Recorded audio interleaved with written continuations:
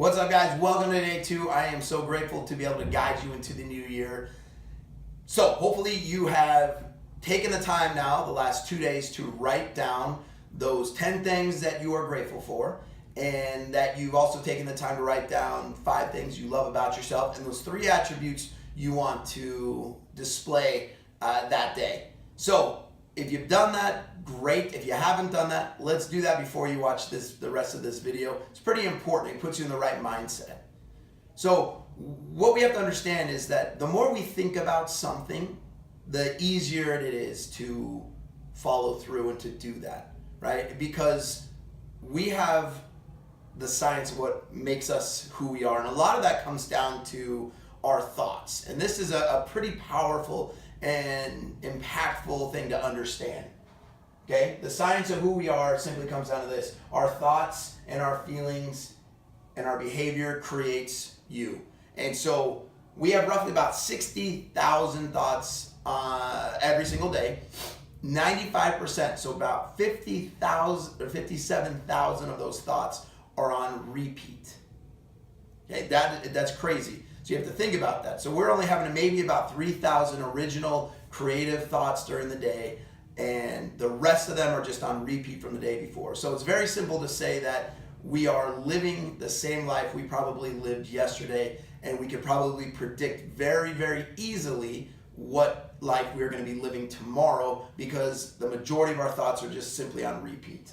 Okay, so that means we love what is familiar, and anything that's not familiar, what happens? We reject it. We argue against it. We say, I don't like this. It could even be a very positive thing, like eating healthy, like exercising, but because it's not familiar to the degree that we like it, we are going to more than likely reject it and come up with all the reasons why we don't like it. Okay, does that make sense? And so let's start breaking this down. So that means if our thoughts control our feelings, or our feelings control our thoughts, the combination of those thoughts and feelings control our behavior.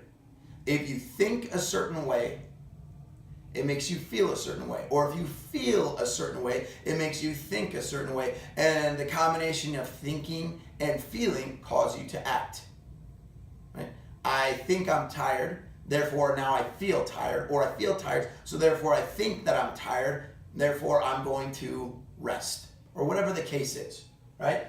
And if 95% of those thoughts and feelings are on repeat, how likely is it that you're going to change? That's a very important thing you have to understand. 95% are on repeat. How can you change?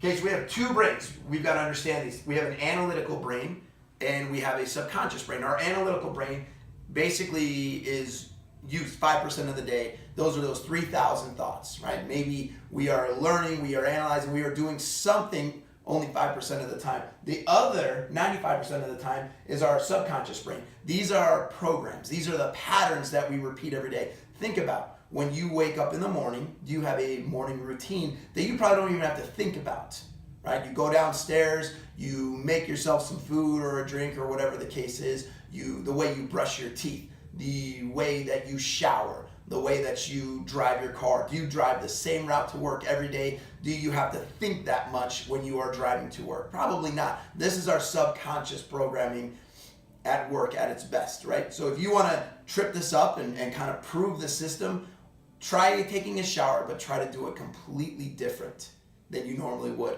It will feel uncomfortable and it'll probably bother you a little bit. So now you're going to understand why change is so difficult. If it bothers us and we don't like it, we're going to say, let's go back to what we've always done. Whether or not it's good for us, it's comfortable and it's familiar.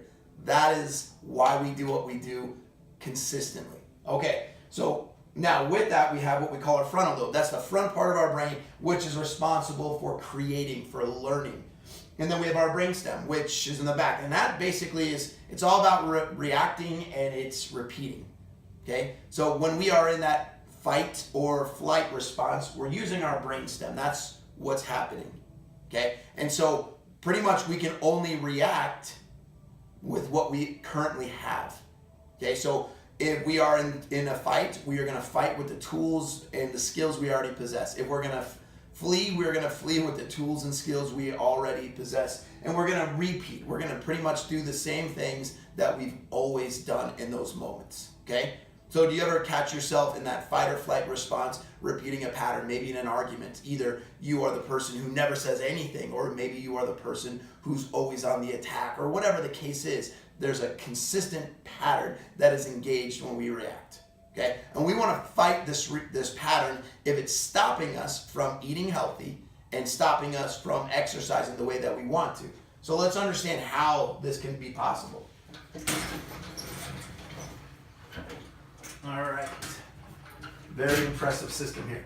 Okay, so we've got to do what we call practice awareness. Awareness means that we are kicking in now that frontal lobe. We are becoming aware of what's really going on. Instead of just reacting, we are now thinking. We are creating. We are learning. So instead of being angry when that person cuts you off in traffic, we use our awareness and we maybe start thinking in a different way. We add perspective. Maybe that person didn't see me. Maybe that person has an emergency and are more concerned with their emergency than just me. Whatever the case is, if we start using awareness and we start becoming aware of our thoughts and aware of our feelings, then we can pretty much control our behavior. And that's a really important thing that you can understand and that we can change as quickly as we can become aware of them.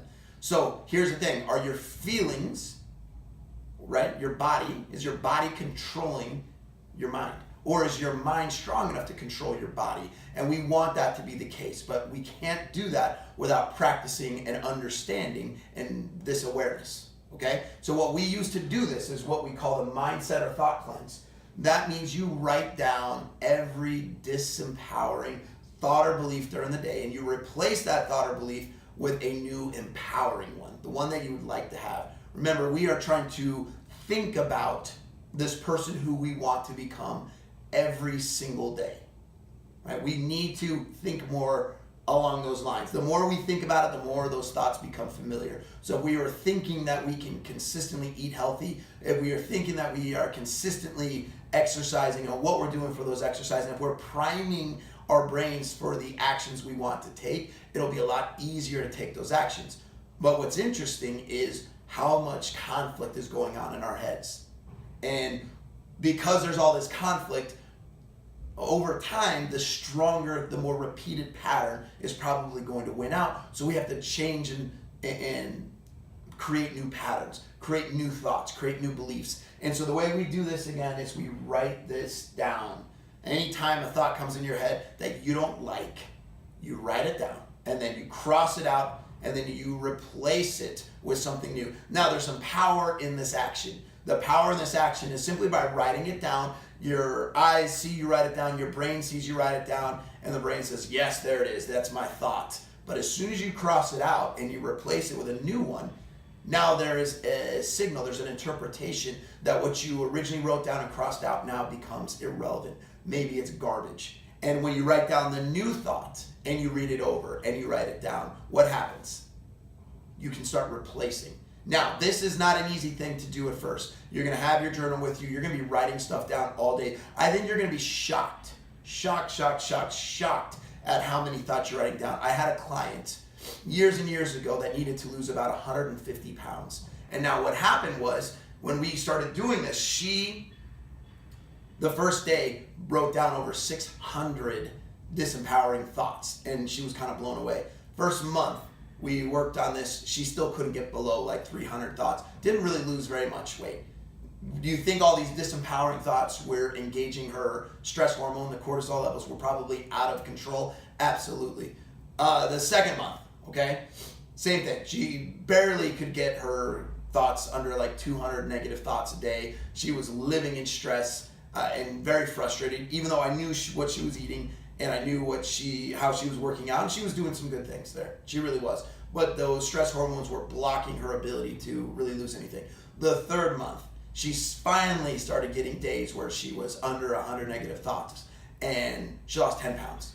Okay? Now, fast forward 9 months, she loses 140 more pounds. She got to the point where every single day she was not living by these negative, disempowering thoughts. She was living by the person who she wanted to become by the thoughts that created health, that created a better life for her, that loved fitness. And so when 95% of her day and her thoughts were all empowering things about her, her work got better, her relationships got better, so on and so forth. So it was an incredible experience to be a part of. But it took a while. There was a major shift. So when you take on this mindset cleanse, what's going to happen is you're going to figure out how many disempowering thoughts you end up having on a daily basis, how many things are stopping you from being successful. And once we can replace them and use some consistency to replace them, it's going to change and it'll shift. And then you will stop thinking in these desires, I want to be healthy, and you'll start thinking in actions. What am I going to do to be healthy? And that's when things rapidly change, because you start loving the healthy eating and you start loving the exercise and you start loving this new person who you are. You love engaging in it as opposed to fighting it. If eating healthy and exercising causes you stress, that's a problem, and it's going to stop you from being very successful. Okay, so again, when our repeat thoughts are helping, that's when we will succeed. When 95% of what's going on in our head is helping us to get where we want to be, it's easy from there. Good luck.